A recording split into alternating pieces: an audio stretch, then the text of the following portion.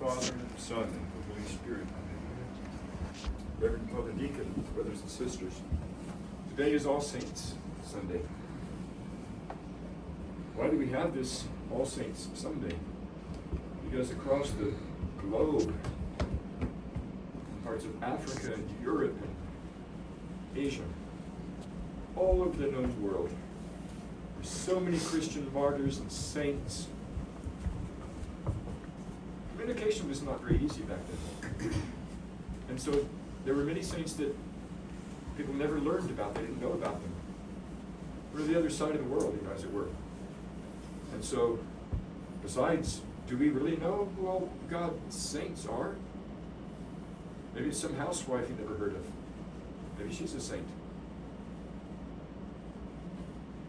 Probably only a small fraction of the true saints of God are even known to us by name. And so we have this Sunday in which we honor and glorify them all and glorify them together in one.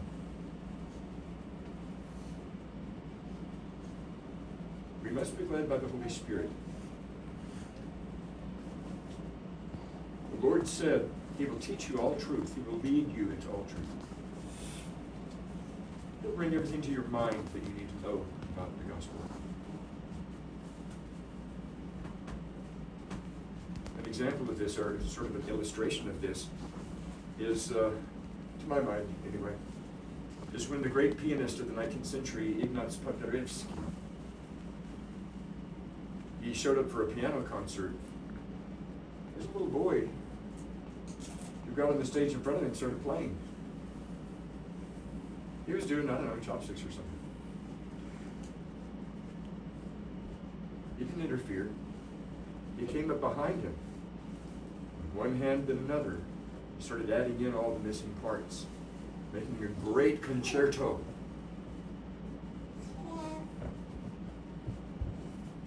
Isn't that kind of like the Holy Spirit supplying what we're missing in our weakness and stupidity and everything, all of our fallenness? And in the collaboration, great things can happen. What is it to be a saint? It is not mere righteousness. Righteousness means that you are violating none of God's law, commandments, or anything. You're doing everything you're supposed to be doing in the spiritual life. But that's not yet holiness. Holiness goes beyond that to the union where a man becomes, as it were, a God by grace, a little Jesus, and reflects the majesty of God in his person. Sometimes such people shine with the light from heaven. St. John Maximovich was seen, he was reading the gospel or something in Tunisia in North Africa, and everybody saw that light. It was like a halo of light surrounding his head. He was partaking of the divine energies. He was transformed into the image of God who had created him.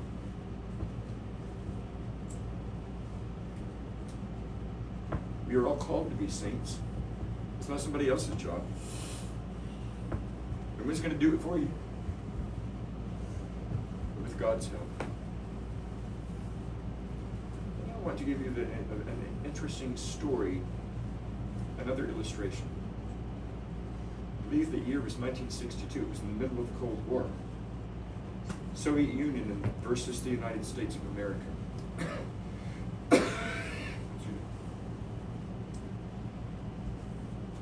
And Russia had a nuclear sub right by Cuba.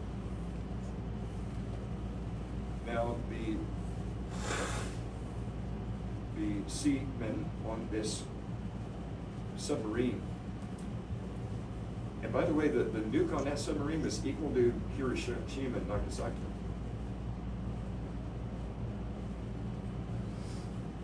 But there was something wrong with the vessel. Things were breaking down. There was not enough oxygen. People felt like they were about to pass out. It was sweltering hot. Under these conditions, a man can just practically lose his mind just from the physical difficulties.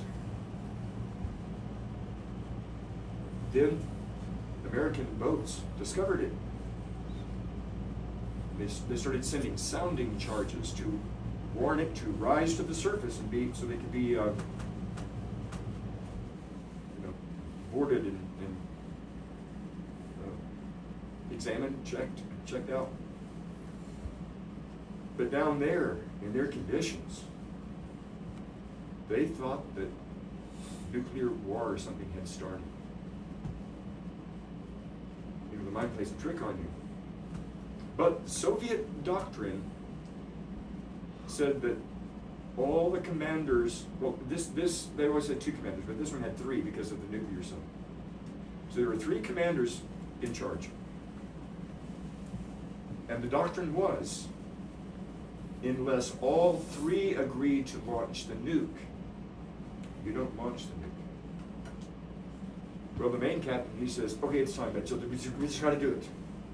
There's no other option. We're backed into a corner.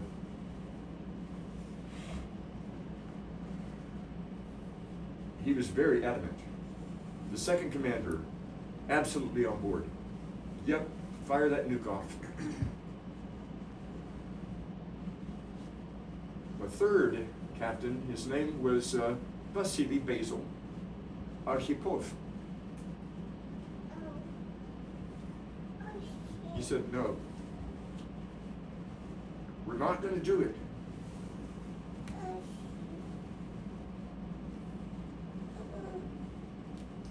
And by the way, he had been in a nuclear accident in the sub and received severe radiation poisoning. About unknown, some 9 months previously. Maybe he knew the cost. Maybe he knew how much suffering was going to come to people. Because when they fired that nuke, then the United States was going to fire at Moscow, and they were going to take out New York and Los Angeles, right? It would start. He said calmly, no. And the other ones were so angry at him, they tried to convince him, they were just screaming at him. No. He said, I think those are sounding charges. Something has to come to the surface. We got to do it. So they brought the sub up. It was boarded by the American side. In this way, a nuclear holocaust was averted.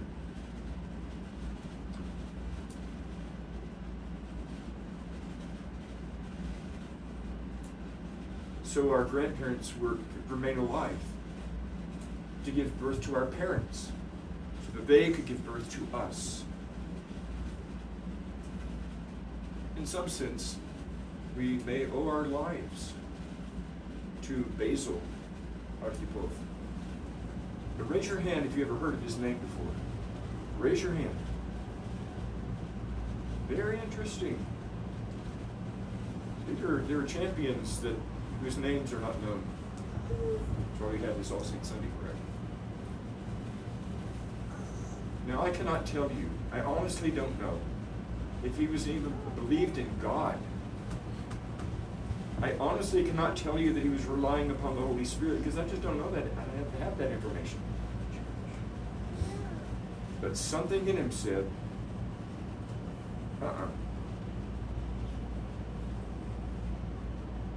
He resisted the peer pressure. You know, we cave very often. At work, you get everybody, you know. There's also a psychological phenomenon where if 10 people witness an event, but 9 all agree that they saw it in a completely different way, the 10th will, oh, I must be wrong. And he'll join the 9.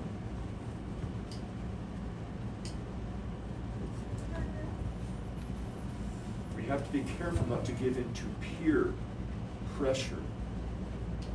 Pressure can also be exerted on us from all other kinds of sources.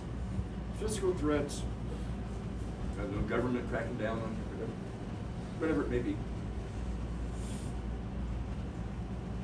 We must rely on the Holy Spirit so in the right moment we do the right thing. So, we are called by the name of Christian. But do we act like it? Honestly, do we live up to the name? Do we accomplish what we got baptized for? Well, if you have any questions on this, just think over the past week. Let's say a man in the parish. I don't have time for women and children in the sermon, but a man in this parish, has he done his duty by God?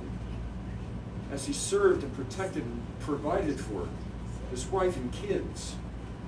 Or has he been engaged in all kinds of selfish nonsense, offensive to the sight of God? So you can just ask yourself that simple question. How well have I done in the past week? It'll give you a pretty good indication.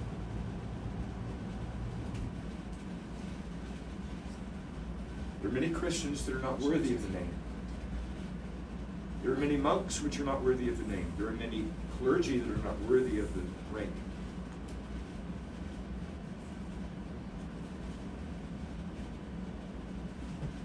Let us not waste our time on earth. It's so short. Ooh, it's short. Instead, let us step by step, day by day, follow in the path of the saints. They started off just like we are. They reached the summit. And so we can do the same. Let's not say, oh, I'm too weak, I'm too whatever. You don't think they said that to themselves? Yes, they did. Did they make all the mistakes we made? Yes, some of them did, and paid a price and repented and were filled with the glory of God. Brothers and sisters, let us be on the path to sanctity. Let us rely upon the Holy Spirit. Let us not give in to peer pressure of any kind. And we will join that vast cloud of witnesses, as it's called in the New Testament, that are assembled around the throne of God after the last judgment. After, they will shine like the sun. Their true glory will appear. And then it just gets better after that. Continual advancement, continual learning, continual progress, forever and ever and ever. This is the path of the saints. Let's take it. In the name of the Father, the Son, and the Holy Spirit.